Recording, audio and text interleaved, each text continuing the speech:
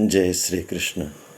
श्रीमद्भागवत महापुराण प्रथम खंड अष्टम स्कंद चौथा अध्याय।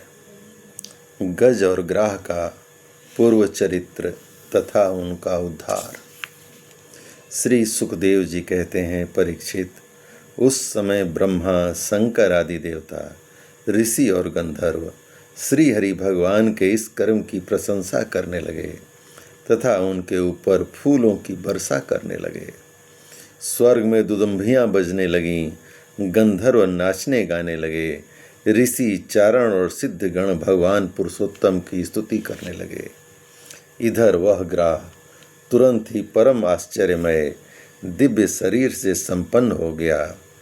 यह ग्राह इसके पहले हु नाम का एक श्रेष्ठ गंधर्व था। देवल के शाप से उसे यह गति प्राप्त हुई थी। अब भगवान की कृपा से वह मुक्त हो गया। उसने सर्वेश्वर भगवान के चरणों में सिर रखकर प्रणाम किया। इसके बाद वह भगवान के सुयश का गान करने लगा। वास्तव में अविनाशी भगवान ही सर्वश्रेष्ठ कीर्ति से संपन्न हैं। उन्हीं के गुण और मनोहर लीलाएं गान करने योग्य हैं। भगवान के कृपापूर्ण स्पर्श से उसके सारे पाप तथा ताप नष्ट हो गए। उसने भगवान की परिक्रमा करके उनके चरणों में प्रणाम किया और सबके देखते देखते अपने लोक की यात्रा की। गजेंद्र भी भगवान का स्पर्श प्राप्त होते ही अज्ञान के बंधन से मुक्त हो गया। उसे भगवान का ही रूप प्राप्त हो गया। वह पीताम्बरधारी एवं चतुर्भुज बन गया। गजेंद्र पूर्व जन्म में द्रविड़ देश का पांडु यशवंशी राजा था। उसका नाम था इंद्रधुम्न। वह भगवान का एक श्रेष्ठ उपासक एवं अत्यंत यशस्वी था। एक बार राजा इंद्रधुम्न राजपाट छोड़कर मलय पर्वत पर रहने लगे थे। उन्होंने जटाएं बढ़ा लीं, तपस्वी का वेश धारण कर लिया। एक दिन स्नान के बाद पूजा के समय मन को एकाग्र करके एवं मौन व्रती होकर वे सर्वशक्तिमान भगवान की आराधना कर रहे थे। उसी समय दैव योग से परम यशस्वी अगस्त मुनि अपनी शिष्य मंडली के साथ वहां आ पहुँचे। उन्होंने देखा कि यह प्रजा पालन और गृहस्थोचित अतिथि सेवा आदि धर्म का परित्याग करके तपस्वियों की तरह एकांत में चुपचाप बैठकर उपासना कर रहा है। इसलिए वे राजा इंद्रधुम्न पर क्रुद्ध हो गए। उन्होंने राजा को शाप दिया। इस राजा ने गुरुजनों से शिक्षा नहीं ग्रहण की है। अभिमान बस परोपकार से निवृत्त होकर मनमानी कर रहा है। ब्राह्मणों का अपमान करने वाला यह हाथी के समान जड़ बुद्धि है।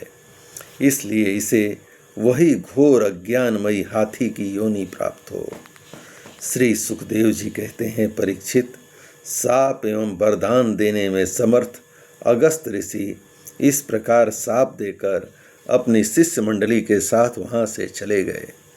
राजर्षि इंद्रधुम्न ने यह समझकर संतोष किया कि यह मेरा प्रारब्ध ही था। इसके बाद आत्मा की विस्मृति करा देने वाली हाथी की योनि उन्हें प्राप्त हुई। परंतु भगवान की आराधना का ऐसा प्रभाव था कि हाथी होने पर भी उन्हें भगवान की स्मृति ही बनी रही। भगवान श्री हरि ने इस प्रकार गजेंद्र का उद्धार करके उसे अपना पार्षद बना लिया। गंधर्व, सिद्ध, देवता उनकी उस लीला का गान करने लगे और वे पार्षद रूप गजेंद्र को साथ ले गरुड़ पर सवार होकर अपने अलौकिक धाम को चले गए।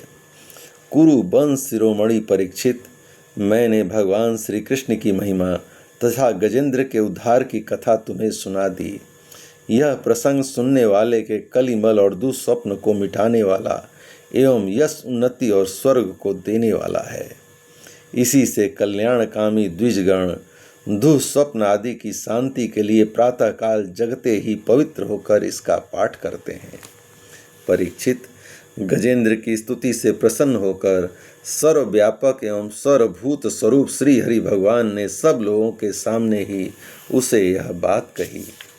श्री भगवान ने कहा, जो लोग रात के पिछले पहर में उठकर इंद्रिया निग्रह पूर्वक एकाग्रचित्त से मेरा तेरा तथा इस सरोवर, पर्वत एवं कंदरा, वन, बेंत, कीचक और बांस के झुरमुट, यहाँ के दिव्य वृक्ष तथा पर्वत शिखर, मेरे ब्रह्मा जी और शिव जी के निवास स्थान, मेरे प्यारे धाम क्षीर सागर, प्रकाशमय श्वेत द्वीप, श्री वत्स कौस्तुभ मणि, वनमाला, मेरी कौमोद की गदा, सुदर्शन चक्र, पांजन्य, शंख, पंछीराज गरुण, मेरे सूक्ष्म काला स्वरूप शेष जी, मेरे आश्रय में रहने वाले लक्ष्मी देवी, ब्रह्मा जी, देवर्षि नारद, शंकर जी तथा भक्तराज प्रहलाद, मत्स्य, कच्छप, बराह आदि अवतारों में किए हुए मेरे अनंत पूर्णमय चरित्र, सूर्य, चंद्रमा, अग्नि, ओंकार, सत्य, मूल प्रकृति, गौ, ब्राह्मण, अविनाशी, सनातन धर्म, सोम, कश्यप और धर्म की पत्नी दक्ष कन्याएं,